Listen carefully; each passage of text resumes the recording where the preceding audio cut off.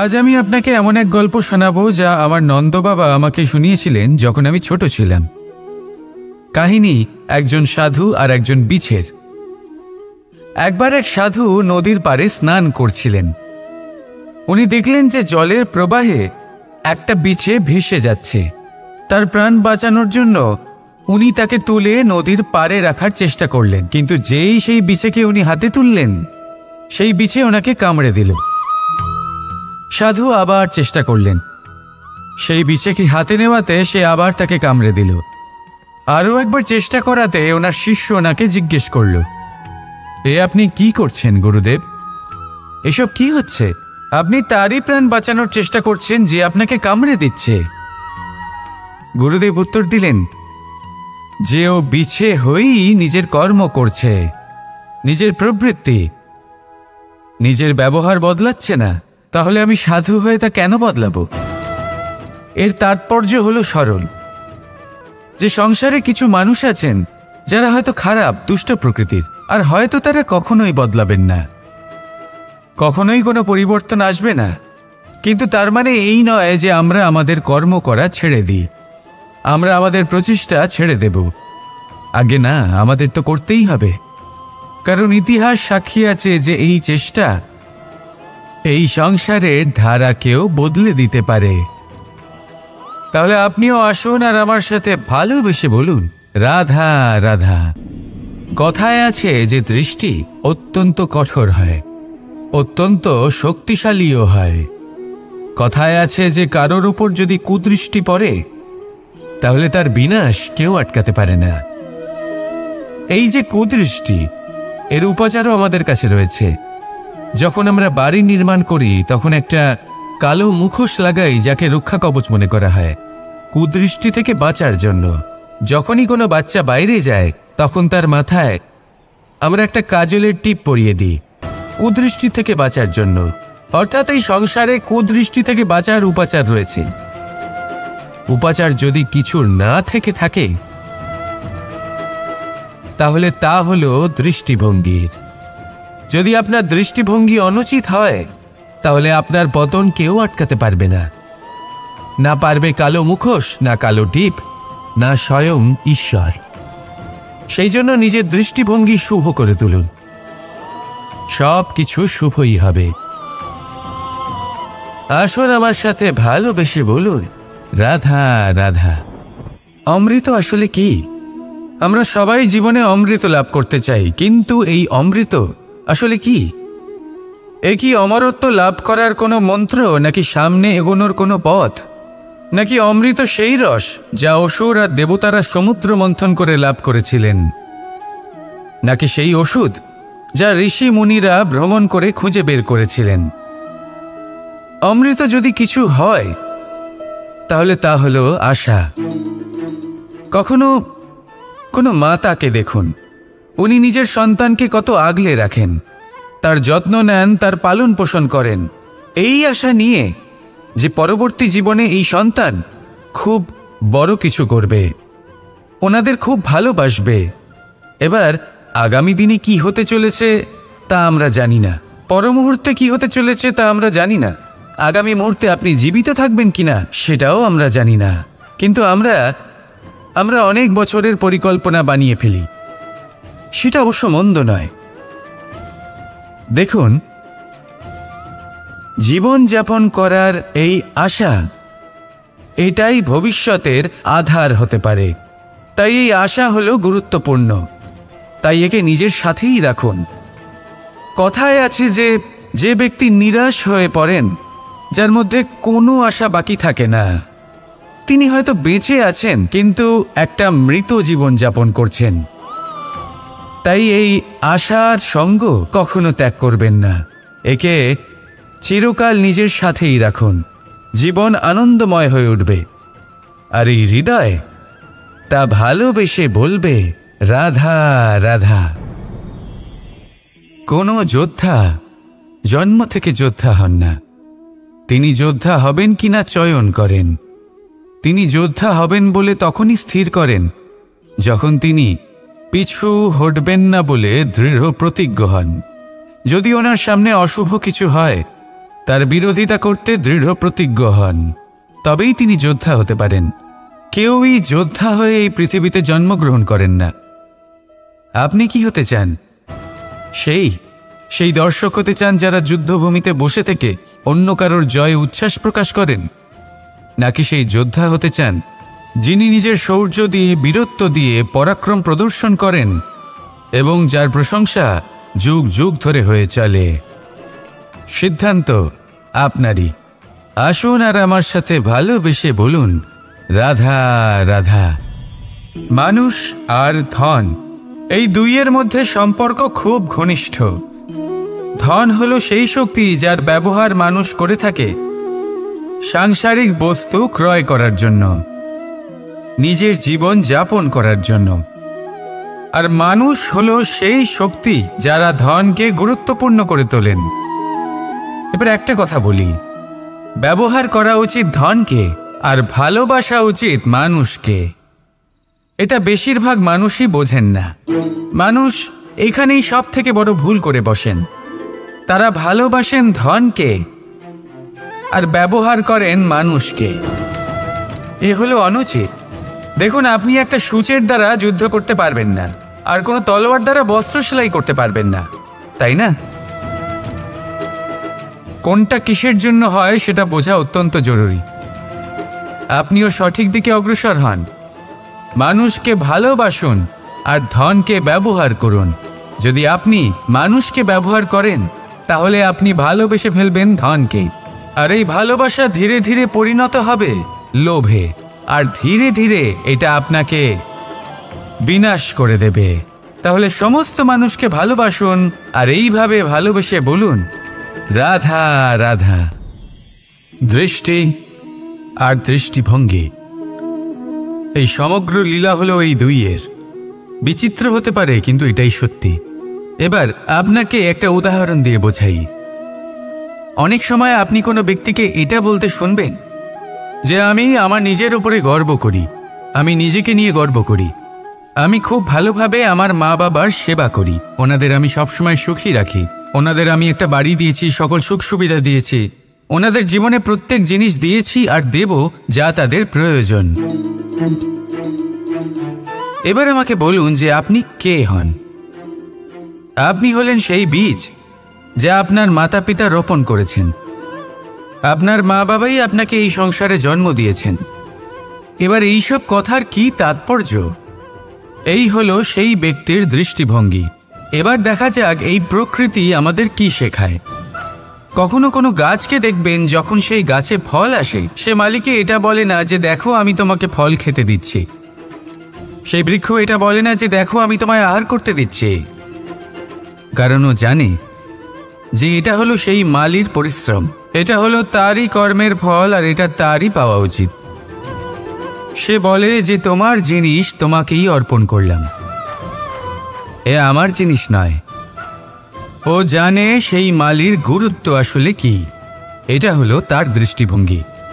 সেই জন্য আপনি জীবনে কোন ব্যক্তির মধ্যে, কোন পশু পাখির মধ্যে, কোন প্রাণীর মধ্যে, কোন পরিস্থিতিতে, কোন আবেগের মুহূর্তে কি দেখতে পাচ্ছেন, সেটা আপনার দৃষ্টিভঙ্গির ওপরে নির্ভর করছে। তাই নিজের মনে ধন্যাত্মক ভাব জাগ্রত করুন, শুভ চিন্তা নিয়ে আসুন। এই ভাবনাই সত্য হয়ে সামনে আসবে। এই দৃষ্টিভঙ্গি এমন হয়ে যাবে যে আপনার জীবনে সবকিছুই শুভ হবে। তাহলে আসুন আর আমার সাথে ভালোবেসে বলুন, রাধা রাধা। অনেক সময় যখন আমরা কর্ম করি, সাফল্য লাভ করি, কঠিন পরীক্ষায় উত্তীর্ণ হই, বড় কাজ করি, আমাদের মনে হয় এই সংসার আমাদের একটু প্রশংসা করুক, ভালো লাগে। অনেকবার মনে হয় এটা হলো আমাদের কর্মের ফলই বটে, আমরা আনন্দ পাই। কিন্তু যখন আমরা এই প্রশংসা পাই না, তখন কি হয়? আমরা দুঃখী হয়ে যাই, ভেঙে পড়ি। মনে হয় যেন আমার জন্য কেউ চিন্তাই করে না, এমন মনে হয় যেন আমাদের আনন্দে অন্য কেউ আনন্দই পায় না। অনেক রকম ভাবনা আসে। কিন্তু আমি আপনাকে একটা প্রশ্ন করতে চাই, আপনি যে কাজই করেন না কেন, যে কর্মই করেন না কেন, তা কি শুধুমাত্র প্রশংসার জন্য করেন, যদি এরকম হয়ে থাকে তাহলে সেই ভাবনা এক্ষুনি ত্যাগ করুন, কারণ এই প্রকৃতি আমাদের অন্য শিক্ষা দেয়।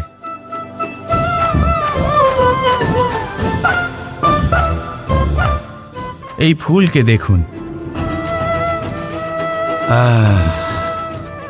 এই যে ফুলের সুবাস, যা আমার মনকে উচ্ছ্বসিত করে তোলে, মনে শক্তির সঞ্চার করে, এই সুগন্ধ। কিন্তু ভেবে দেখুন, ফুলের কিন্তু এই কাজ করার জন্য কোনো প্রশংসারই প্রয়োজন হয় না। এটাই হলো প্রকৃতির শিক্ষা। যিনি সৎ হন, সৎকর্ম করেন, তার কোনো প্রশংসার প্রয়োজন হয় না, কারণ ওনার কর্মই হলো ওনার সুবাস। মনে রাখবেন, আতর নকল ফুলে দেওয়া হয়, প্রকৃত ফুলের তার কোনো প্রয়োজন হয় না। সেইভাবেই আপনিও কর্ম করতে থাকুন শুভ চিন্তা নিয়ে। এই মনকে সব সময় শান্ত রাখুন, স্বচ্ছ রাখুন। যদি এরকম করেন তাহলে আপনার কর্ম এমন সুবাস ছড়াবে যে আপনার জীবনে শুধু এবং শুধুমাত্র আনন্দই থাকবে। তাহলে এই আনন্দ সহকারে বলুন, রাধা রাধা। ক্ষমা, 2 অক্ষরের এই শব্দ বলতে, শুনতে, লিখতে গেলে কত সোজা মনে হয়, কিন্তু একে কার্যকরী করা ততটাই কঠিন। সত্যি কথা বলতে কি, এটা শক্তিশালীদের কাজ, দুর্বলের নয়। ক্ষমা চাইবার জন্য আপনাকে আপনার দম্ভ ত্যাগ করে বিনম্রতার ধরাতলে আসতেই হবে। আর ক্ষমা করার জন্য ততটাই ঔদার্যের প্রয়োজন হয়ে থাকে। এবার ভাবুন, সিংহ, যাকে জঙ্গলের রাজা মানা হয়, সে ওই হরিণকে ক্ষমা করতে পারে যে তার ঘুম ভাঙিয়েছে। আপনি কেন করতে পারবেন না? যেখানে সিংহ যদি চায় তাহলে এক প্রহারেই সেই হরিণকে শেষ করতে পারে। জীবনে একটা কথা মনে রাখবেন, যদি আপনার মধ্যে ক্ষমা করার বা ক্ষমা চাওয়ার ক্ষমতা থাকে, যদি আপনার মধ্যে সেই সামর্থ্য থাকে, তাহলে আপনি দুর্বল নয়, আপনি অত্যন্ত শক্তিশালী।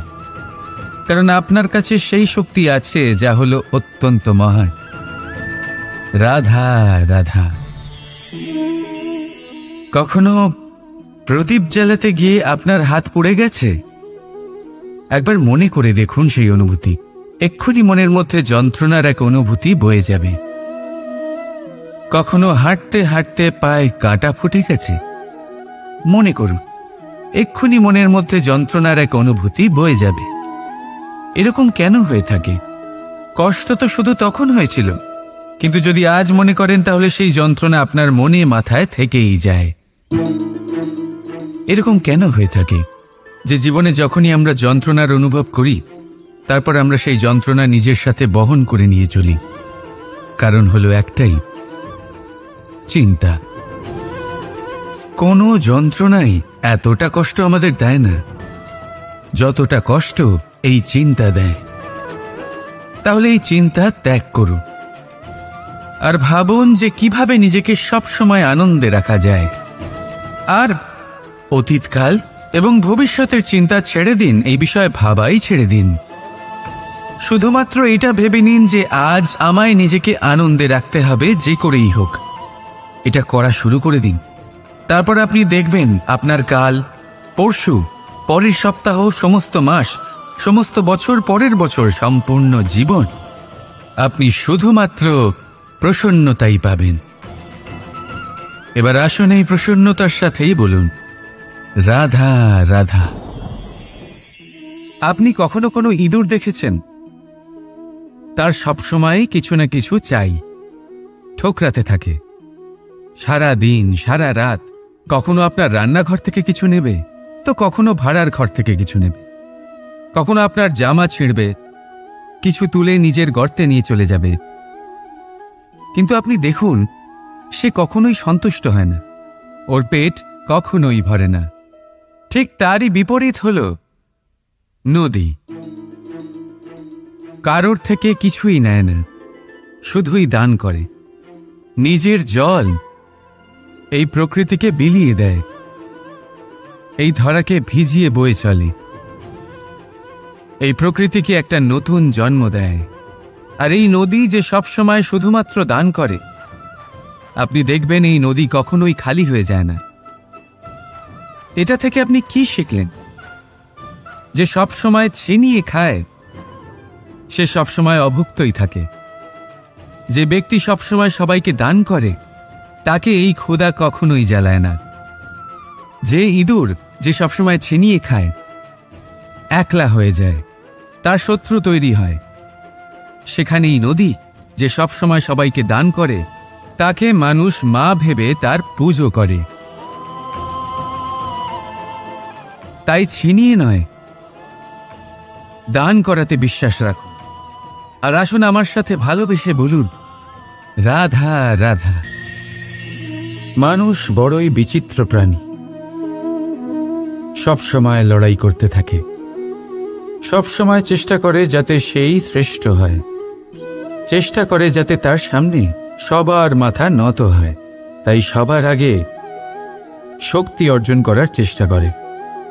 সে শক্তি অর্জন করেও নেয় আর তারপর ভয় দেখিয়ে সবাইকে নিজের সামনে নত করে। কিন্তু একটা গুরুত্বপূর্ণ কথা ভুলে যায়, বুঝতেই পারে না। দেখুন, আমি আপনাকে একটা উদাহরণ দিই। আপনি নিশ্চয়ই বৃক্ষ এবং তার ডালপালা দেখেছেন, যা ফলের ভারে নিচু হয়ে যায়। ফল পড়ে গেলে আবার সে উঠে যায়, তারপর আরও একটা ফল হয়, সেটাও পড়ে গেলে আবার উঠে যায়। সর্বদা নত থাকে না। কখনো হাঁটতে গিয়ে আপনি নিশ্চয়ই দেখে থাকবেন যে আপনার পা কোনো ফুলের ওপরে পড়লে তা নত হয়ে যায়, কিন্তু যেই আপনি পা সরাবেন সেই ফুল আবার উঠে দাঁড়ায়। একটা অত্যন্ত গুরুত্বপূর্ণ কথা মনে রাখবেন, যে শির ভয়ভীত হয়ে আপনার সামনে নত হয় সেই শিরই বিরোধিতা করতে সবার আগে দাঁড়াবে। আপনি জিতে নিন, সবাইকে জিতে নিন, কিন্তু ক্ষমতার দ্বারা নয়। তাদের জিতুন প্রেমের সাহায্যে। রাধা রাধা। আগুন কি করে? জ্বালায়। সেটা কাঠই হোক, কয়লা হোক, বস্ত্র হোক, যাই আপনি আগুনে দেবেন তা ভস্ম হয়ে যাবে। কিন্তু সোনা, যদি আপনি সোনা আগুনে ফেলেন তাহলে তা কুন্দন হয়ে নিজের অস্তিত্ব তৈরি করে। যদি আপনি লোহা গরম করেন তাহলে তা ইস্পাত হয়ে যায়। কেন কেন হয় এরকম? কারণ তাদের অন্তরের আগুন জ্বালানোর আগুনের থেকে অনেক বেশি তীব্র হয়। এই আগুন হলো পবিত্রতার, এই আগুন হলো নিশ্চয়তার। যদি আপনার লক্ষ্য স্থির থাকে, আপনার ইচ্ছে দৃঢ় হয়, তাহলে কুন্দন হয়ে বেরোবেন, ইস্পাত হয়ে বাঁচবেন, অন্তর থেকে শক্তি পাবেন, আর কেউ আপনার সাথে কোনো অনিষ্ট করতে পারবে না। রাধা রাধা। মানুষের জীবন কি? আপনি বলতে পারেন জন্ম আর মৃত্যুর মধ্যেকার সময়। আর মৃত্যু কখন হয়? যখন মানুষ শ্বাস নেওয়া বন্ধ করে দেয়, হাত পা নাড়ানো বন্ধ করে দেয়, ভাবা ছেড়ে দেয়। এমনটা নয়। মানুষের অন্তর, তার মৃত্যু তখনই হয় যখন তার অন্তরের করুণা শেষ হয়ে যায়।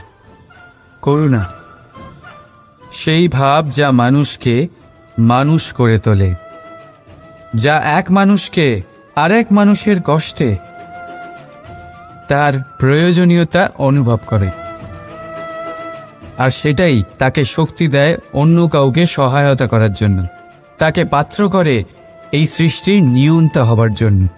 দেখুন, এই সংসারে মৃত্যু কেবলমাত্র একবারই হয়, তাই তার আগে কেন মরব? এই করুণাকে কেন মারব? নিজের মনুষ্যত্ব বজায় রাখুন। মৃত্যুর পরেও আপনি জীবিত থাকবেন। রাধা রাধা। নদীর জল মিষ্টি হয় আর সাগরের জল হয় নোনতা, আর কোনো নালার জল দুর্গন্ধে ভরা হয়। কেন? নদীর জল মিষ্টি হয় কারণ সে সকলকে জল দেয়, সাগর জল নেয় আর তাই জন্য নোনতা হয়।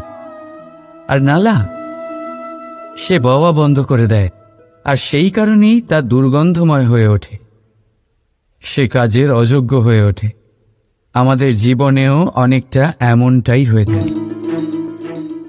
যদি নদীর মতন জীবনে কিছু দিতে শেখেন তাহলে জীবনে মিষ্টত্ব বজায় থাকবে। যদি সাগরের মতন ভাগ দেওয়ার বদলে শুধু সঞ্চয় করতে থাকেন তাহলে মনে তিক্ততা ভরে থাকবে। আর যদি নালার মতন বওয়া বন্ধ করে দেন, কর্ম করা ছেড়ে দেন, তাহলে কাজের অযোগ্য হয়ে যাবেন। আর সেই জন্য কোনো বিশ্রাম ছাড়াই কর্ম করতে থাকুন।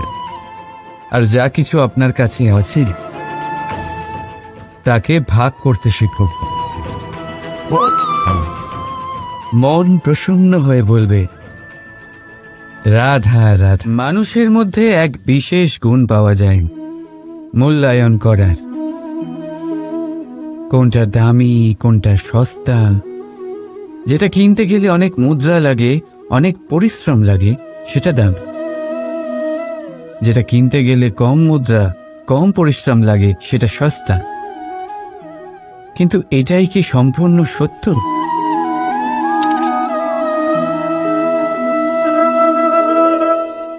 এখন আপনার সামনে একটা পাত্র আছে যাতে জল ভরা আছে, আর একটা সোনার মুদ্রা। বলুন এই দুই বস্তুর মধ্যে বেশি দামি কোনটা? আপনি বলবেন সোজা ব্যাপার, সোনার মুদ্রাই বেশি দামি হবে। এই সোনার মুদ্রা দিয়ে আপনি এরম অনেক জলের পাত্র কিনতে পারবেন। চলুন, ঠিক আছে। এবার ভাবুন, আপনি যদি কোনো মরুভূমির মাঝে আটকে পড়েন, তৃষ্ণায় কাতর আপনি, তখন কোনটা দামি হবে? তখন তো আপনি এই এক ঢোক জলের জন্য নিজের সারা জীবনের উপার্জন, যা আপনি আয় করেছেন, সব দিতে রাজি হয়ে যাবে। মনে রাখবেন, জীবনে দামি বা সস্তা বস্তু নয়, পরিস্থিতি হয়। আর প্রয়োজনে যা কাজে আসে তার থেকে অমূল্য এই সংসারে আর কিচ্ছু নেই। রাধা রাধা। এটা হলো সূর্য,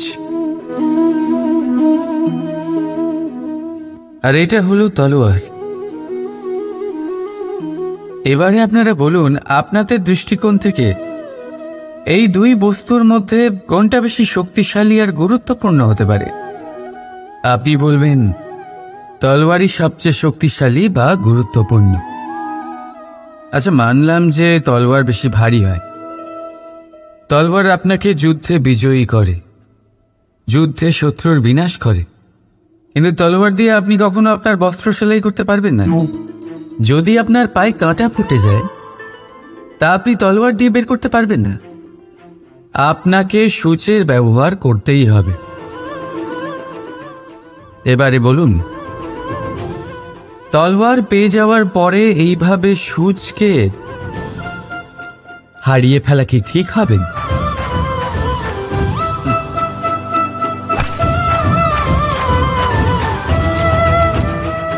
ঠিক সেইভাবেই জীবনে সম্পন্ন বন্ধু পাওয়ার পরেও আপনার সেই বন্ধুদের হারাবেন না যারা কম সম্পন্ন, দরিদ্র। কারণ তারা আপনার সাথে তখন ছিলেন যখন আপনি কিছুই ছিলেন না, আর জীবনে দরকার পড়লে তারাই আপনার কাজে আসবে, সম্পন্ন বন্ধু নয়। তাই যাকে ভালোবেসেছেন তার সাথে বন্ধুত্ব পালন করুন। চিত্ত আনন্দে জেগে উঠবে। রাধা রাধা। এই পদ্মফুল দেখতে পাচ্ছেন আপনি? এটার একটা বিশেষত্ব আছে। জলের স্তর যতই বেড়ে যাক, এই ফুল সব সময় জলের ওপরেই ভাসে।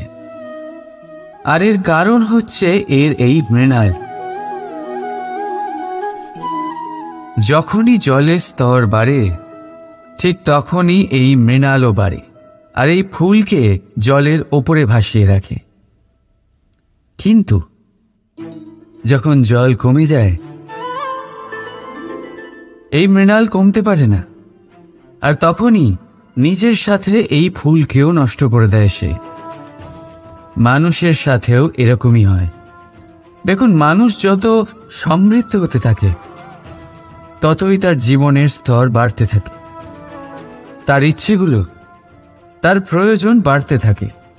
কিন্তু জীবনে কৃতিত্ব কমতে থাকলেও তার প্রয়োজনগুলো কমে না। আর তারপর এই পদ্মের মতোই মানুষও ভেঙে পড়ে। তাহলে কি করা যায়? কি করা যায় এই পরিস্থিতিতে? জীবনের স্তর বাড়ানো ছেড়ে দেবেন? কখনো না। কিন্তু জীবনের স্তর বাড়ানোর সাথে সাথে নিজের আত্মশক্তি একত্রিত করুন। সংকটের মুহূর্ত এলে আপনি আপনার জীবন কিভাবে কাটাবেন তার অনুশীলন করুন, কারণ জীবনের স্তর আর জলের স্তর বাড়বে আর কমবে। কিন্তু এটা আপনার ওপর নির্ভরশীল যে আপনি এই দুইয়ের মধ্যে সমতা কি করে ধরে রাখবেন। রাধা রাধা।